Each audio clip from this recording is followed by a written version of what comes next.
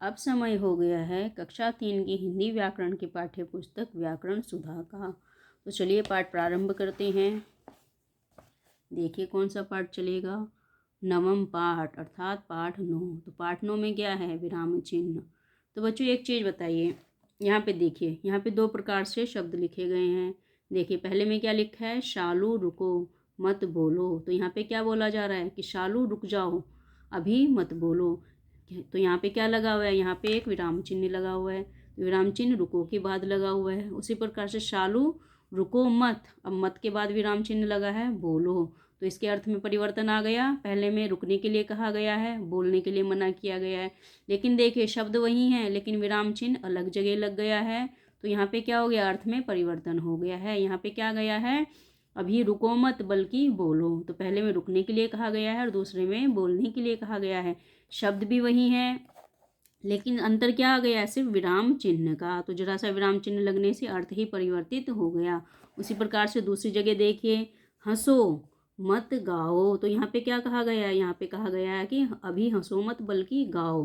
तो पहले में हंसने के लिए मना किया कहा गया है और गाने के लिए कहा गया है। यहाँ पर विराम चिन्ह हंसो के बाद लगा है। अब देखिए विनय हंसो मत गाओ। अब यहाँ पे हंसने के लिए मना किया गया, गाने के लिए कहा गया है। शब्द वही है लेकिन परिवर्तन आ गया है। तो किसके कारण से परिवर्तन आया है, विराम चिन्ह के कारण से। तो देखिए अब समझ में आया आपको विराम चिन्ह क्या होते हैं या चिन्ह क्या होते हैं। तो विराम चिन्ह वो होते हैं जब हम कोई भी भाषा बोलते हैं पढ़ते हैं तो उसमें ठहरने के लिए जो चिन्ह प्रयोग किए जाते हैं उन्हें हम कहते हैं विराम चिन्ह। यानी कि जब कुछ देर के लिए किसी भी जो है भाषा में या कुछ भी बोलने में अर्थ में जो है अंतर आ जाता है, उसे हम क्या कहेंगे, वहाँ पर किसका प्रयोग करते हैं, वहाँ पर हम प्रयोग करते हैं विराम चिन्हों का। तो देखिए अर्थ को स्पष्ट करने के लिए हम वाक्य के बीच में या अंत में रुकते हैं। रुकने के लिए प्रयोग होने वाले चिन्हों को विराम चिन्ह कहते हैं। तो जहाँ पर हमें ठहरना होता है, जहाँ पर रुकना होता है, तो वहाँ पे हम किसका प्रयोग करेंगे, वहाँ पर हम प्रयोग करते हैं विराम चिन्हों का। तो इस चैप्टर में हमने किसके बारे में पढ़ा है, विराम चिन्हों के बारे में। तो चलिए विराम चिन्ह देख लेते हैं किस प्रकार से ये होते हैं और कहाँ पर ये प्रयोग किए जाते हैं। तो यहाँ पर देखिए ये क्या है, ये एक डंडा से खींचा हुआ है ना, तो चिन्ह ये है चिन्ह। और यहाँ पे क्या है, ये किस लिए प्रयोग किया जाता है, पूर्ण विराम के लिए।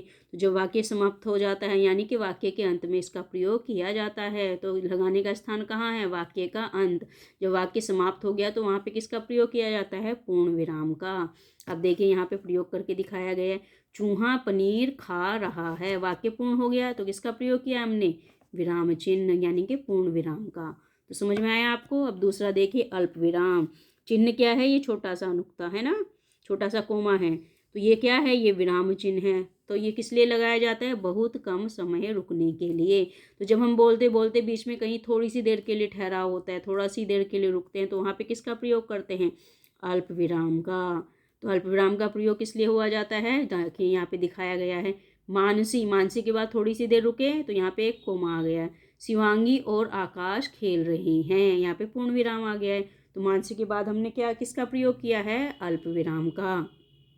तो मानसी के बाद क्योंकि हम थोड़ी सी देर ठहरे, उसके बाद हमने आगे का वाक्य प्रारंभ किया। तो आगे का वाक्य प्रारंभ करने के बाद यहाँ पे वाक्य समाप्त हो गया। तो जब समाप्त हो गया तो पूर्ण विराम है, जब प्रारंभ किया और उसके बाद थोड़ी देर ठहरे तो अल्प विराम है। तो अल्प विराम का प्रयोग कहाँ किया जाता है, बहुत कम समय रुकने के लिए अल्प विराम का प्रयोग किया जाता है।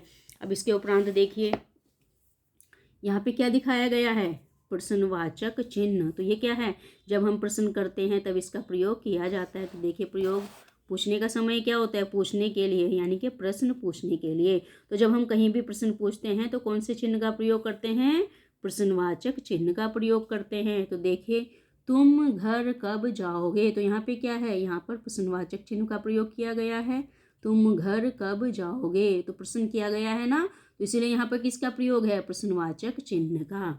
अब देखिए दूसरा क्या है, विस्मयादिबोधक चिन्ह। तो ये क्या है, विस्मयादिबोधक चिन्ह है ना, लिखा हुआ है ना विस्मयादिबोधक। तो विस्मयादिबोधक दुख, खुशी, आश्चर्य आदि प्रकट करने के लिए इसका प्रयोग किया जाता है। तो जब हम अचानक से खुश होते हैं, दुखी हो जाते हैं, आश्चर्यचकित हो जाते हैं, तो ये सारी क्रियाएं जब होती है तब कौन से चिन्ह का प्रयोग होता है, विस्मयादिबोधक चिन्ह यानी कि विस्मय प्रकट करने वाला चिन्ह। तो ये इस प्रकार से लगाया जाता है। तो अब देखिए इसका प्रयोग कहाँ पर होता है, वाह कितनी सुंदर तितली। तो वाह जब हमने बोला, जब हम किसी चीज़ की तारीफ करते हैं या दुख प्रकट करते हैं तो अब हम किसका प्रयोग करेंगे, विस्मयादिबोधक चिन्ह का। वाह कितनी सुंदर तितली है, वाक्य पूर्ण हो गया तो पूर्ण विराम। तो समझ में आ गया बच्चों, ये होते हैं 4 प्रकार के चिन्ह, आपको समझाया गया क्योंकि आप कक्षा 3 में हो तो अभी सिर्फ 4 प्रकार के चिन्ह हैं। जैसे जैसे आप आगे बढ़ोगे वैसे वैसे आगे के चिन्ह आते जाएंगे। तो देखिए इस चैप्टर में हमने क्या सीखा। तो इस चैप्टर में सीखा कि हम किन चिन्हों का प्रयोग कब करते हैं। तो वाक्य के बीच में, अंत में अथवा किसी भी स्थान पर रुकना दिखाने के लिए जो चिन्ह प्रयोग किए जाते हैं उसे हम क्या कहते हैं, उन्हें कहते हैं हम विराम चिन्ह। चलिए अब अभ्यास कर लेते हैं, मिलान करो। तो यहाँ पे देखिए नंबर 1 पे क्या है, नंबर 1 पे दिया गया है पूर्ण विराम। पूर्ण विराम कहाँ लिखा गया है, यहाँ पर लिखा गया है, तो इसमें हम क्या लिख देंगे, नंबर 1। तो यहाँ पे देखिए अल्प विराम, तो अल्प विराम कहाँ पर है, यहाँ पर लिखा गया है, तो नंबर 2 डाल देंगे अल्प विराम। इसके बाद देखिए प्रश्नवाचक चिन्ह, प्रश्नवाचक चिन्ह कहाँ पर लिखा गया, प्रश्नवाचक चिन्ह यहाँ पर लिखा गया है, तो ये क्या हो जाएगा हमारा नंबर 3।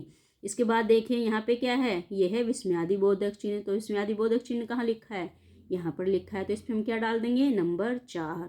तो समझ में आ गया आपको, इसके आंसर कैसे होंगे, 2, 4, 1, 3। तो ये हो जाएंगे इसके आंसर। ये क्या है हमारे मिलान। अब देखिए यहाँ पर हमें लगाना है चिन्ह। तो दिए गए वाक्यों में सही विराम चिन्ह लगाओ, यानी कि हमें यहाँ पे क्या लगाना है, सही विराम चिन्ह का प्रयोग लगाना है, यानी कि सही विराम चिन्ह का प्रयोग करना है।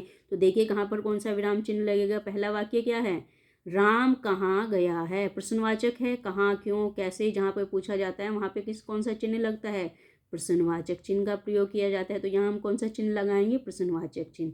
अब देखिए आम, तो थोड़ी देर के लिए ठहरना है, आम, यहाँ पे क्या लगा देंगे, अल्प विराम। सेब और केला लाओ, तो यहाँ पे वाक्य पूर्ण हो गया तो पूर्ण विराम। मोहित, यहाँ पर भी थोड़ी देर के लिए ठहरना है, मोहित तुम पाठशाला जाओ, पूर्ण विराम का प्रयोग हो गया क्योंकि वाक्य खत्म हो गया है। ओह, यहाँ पे क्या है, विस्मयादिबोधक चिन्ह लगेगा, तो विस्मयादिबोधक चिन्ह लगा दिया। यह क्या हो गया, प्रश्न वाक्य है ना, क्या हो गया। तो क्या, क्यों, कैसे, जहाँ पे पूछा जाता है तो वहाँ पे कौन से चिन्ह का प्रयोग होता है, वहाँ पे होता है प्रश्नवाचक चिन्ह का। अब देखिए 5वें नंबर पर क्या है, वाह, वाह यहाँ पे तारीफ हो रही है, यानी कि आश्चर्य और खुशी दोनों ही प्रकट हो रही है। वाह मजा आ गया, पूर्ण वाक्य, पूर्ण विराम। तो पहले क्या होगा, विस्मयादिबोधक चिन्ह और उसके बाद पूर्ण विराम। अब देखिए 6 में क्या है, तुम्हारा घर कहाँ है, प्रश्न पूछा जा रहा है, तो यहाँ पे क्या हो जाएगा, प्रश्नवादी, यानी कि प्रश्नवाचक चिन्ह है ना, तो यहाँ पे हो जाएगा प्रश्नवाचक चिन्ह। तो समझ में आया बच्चों ये चैप्टर आपको। तो ये चैप्टर अच्छे से यदि समझ में आया तो मेरे चैनल को सब्सक्राइब कीजिए, लाइक और शेयर कीजिए, ठीक है।